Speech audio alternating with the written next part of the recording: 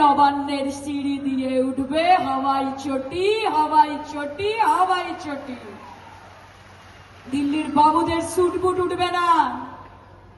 বাঙালির কপাল নয় এটা, বাঙালির ভবিষ্যৎ নয় এটা। বাংলার মানুষ কখনো বশ্যতা স্বীকার করতে শেখেনি, বাংলার মানুষ কখনো মাথা ঝোঁকাতে শেখেনি। আমরা লড়াই করেছি স্বাধীনতার সময় থেকে। আরে তোমরা কে হে? আরএসএস, ব্রিটিশদের দালাল।